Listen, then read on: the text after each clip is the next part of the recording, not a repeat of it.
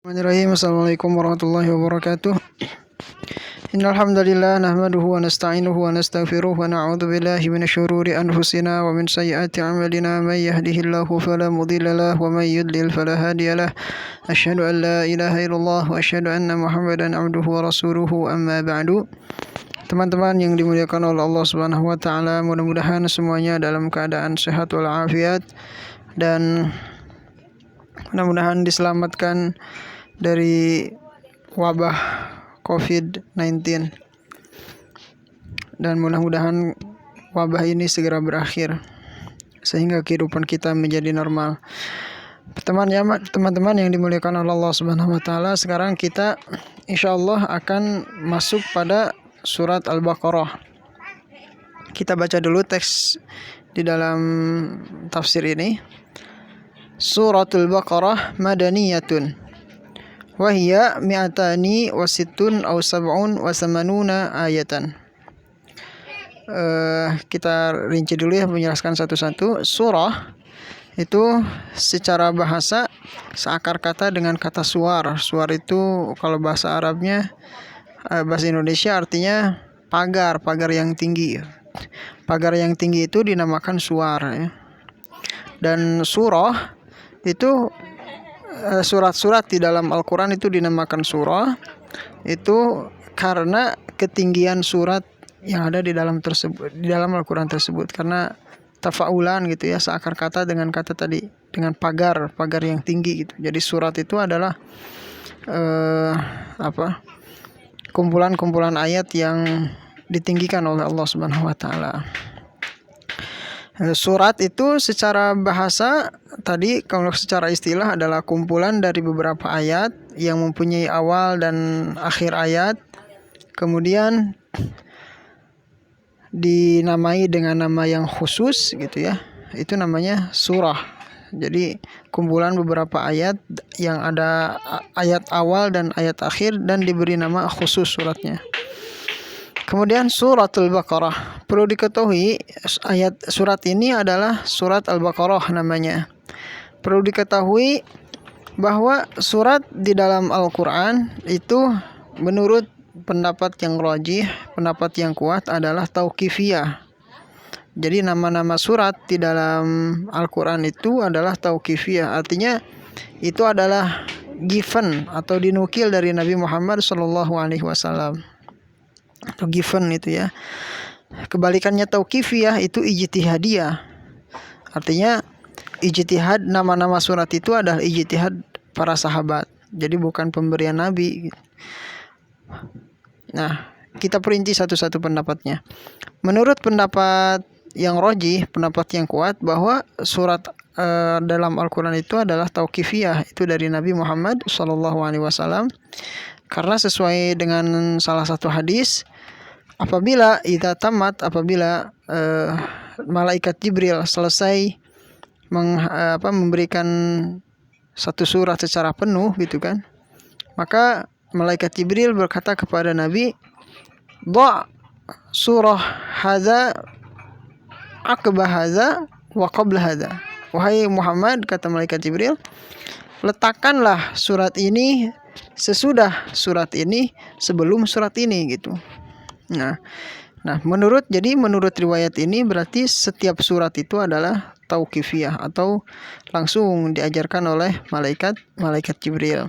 Tapi ada yang berpendapat bahwa nama-nama surat di dalam Al-Quran itu adalah ijtihadnya para sahabat.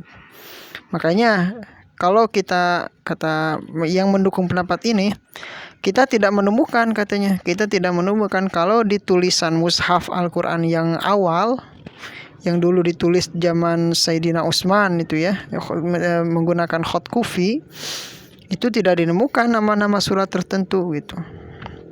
Para sahabat berbeda-beda pendapat, berbeda-beda nama ketika menamai surat itu. Misalnya surat Al-Fatihah, kalau mushafnya Ibnu Mas'ud ditulis dengan surat Al-Kafiyah gitu, dan lain sebagainya. Tapi pendapat yang rajih, pendapat yang mu'tamad adalah bahwa setiap surat itu adalah tauqifiyah. Begitu juga tartibu surah. Ya, tartibu surah artinya tertibnya setiap surat. Surat Al-Baqarah, kemudian setelah Al-Baqarah Ali Imran, kemudian An-Nisa sampai An-Nas, itu tartibnya itu adalah tauqifiyah, langsung diberikan oleh malaikat Jibril kepada Nabi Muhammad. Ya. Padahal urutan penurunan ayat itu yang paling pertama adalah surat Al-A'la. Tapi kenapa surat Al-A'la itu di akhir? Yaitu karena tadi tauqifiyah, itu langsung diajarkan oleh oleh malaikat Jibril. Jadi nama surat, kemudian tartibul surah, dan tartibul ayat. Jadi kan ayat yang diturunkan Allah kepada Nabi Muhammad, malaikat Jibril kepada Nabi Muhammad itu kan tadrijian atau secara berangsur-angsur.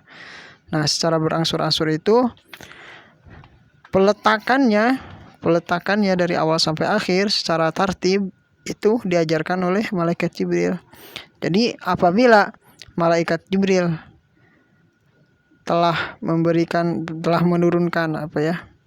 menurunkan ayat kepada Nabi Muhammad gitu ya, lewat perantara malaikat Jibril itu, maka malaikat Jibril berkata kepada Nabi Muhammad, letakkanlah ayat ini di ayat ini, setelah ayat ini atau sebelum ayat ini gitu. Jadi tauqifiyah itu. Nah, kemudian yang selanjutnya ketahui bahwa nama-nama surat, setiap surat itu banyak. Ya, tidak hanya satu. Misalnya surat Al-Fatihah ada banyak nama. Ada dikatakan surat Al-Fatihah, ada yang mengatakan Ummul Quran dinamakan juga ya. Kemudian Ummul Kitab, Suratul Hamdi, kemudian Suratul Salah, Wasyifa, Wasabil Masani, Warraqiyah, Wan Nur, Wad Du'a, Wal Munajat, Wal Kafiyah, Wasyafiyah, Wal Kanz, Wal Asas. Ya, jadi banyak nama-nama Al-Quran, setiap nama-nama surat ya, di setiap surat itu banyak nama. Ada yang mengatakan misalnya surat Taubah itu surat At-Taubah, surat Al-Fatihah, suratul Azab, dan lain sebagainya. Jadi setiap surat itu mempunyai banyak nama, tidak hanya satu. Itu perlu diketahui. Kemudian selanjutnya Madaniyah.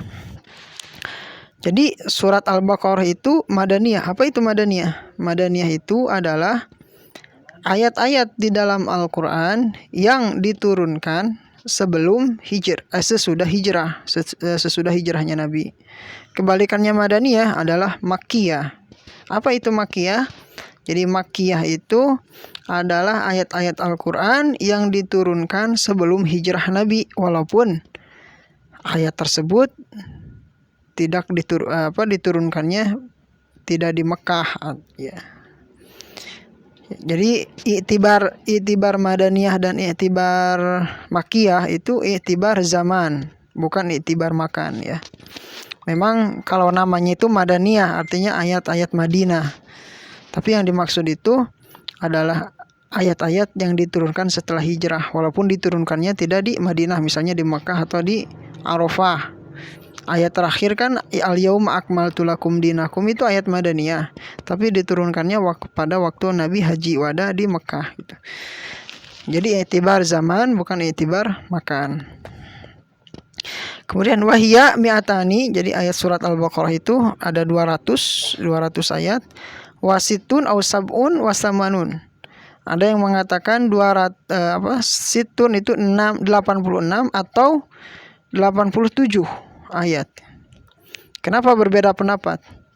Jadi ada yang mengatakan surat Al-Baqarah itu 287 ayat, ada yang mengatakan 286 ayat. Kenapa para ulama berbeda pendapat? Terjadi perbedaan pendapatnya di sini. Tidak saklek gitu. Tidak ayat, ini kan hitungan matematis ya. Harusnya matematis itu kan eksak, saklek. Tapi ini di sini ada atau ya. Kenapa berbeda pendapat ya? Karena berbeda cara menghitung ayatnya. Seperti berbeda pendapat para ulama, ada yang mengatakan Bismillahirrahmanirrahim itu termasuk ayat 1, atau Alif lam mim itu apakah dihitung satu ayat? Apa tidak dihitung satu ayat gitu? Alif lam mim dzalikal kitabu la raiba fihi hudal lil muttaqin. Nah, itu ada yang mengatakan 2 ayat, ada yang mengatakan 1 ayat sampai lil muttaqin itu. Makanya berbeda pendapat. Ada yang mengatakan 287, ada yang mengatakan 280. Nah, jadi kenapa berbeda pendapat, beda bilangan? Karena berbeda akhir ayatnya itu. Ada yang mengatakan alif lam mim itu 1 ayat, ada yang mengatakan itu bukan 1 ayat, tapi 1 ayatnya sampai hudal lil muttaqin. Nah, mungkin itu saja cukup untuk hari ini. Mudah-mudahan bermanfaat. Mohon maaf kemarin tidak bisa memberikan kajian karena ada satu hal. Mudah-mudahan bermanfaat. Akhirul kalam, ihdinas shiratal mustaqim, wallahu muwaffiq ila aqwamit thoriq. Wassalamualaikum warahmatullahi wabarakatuh.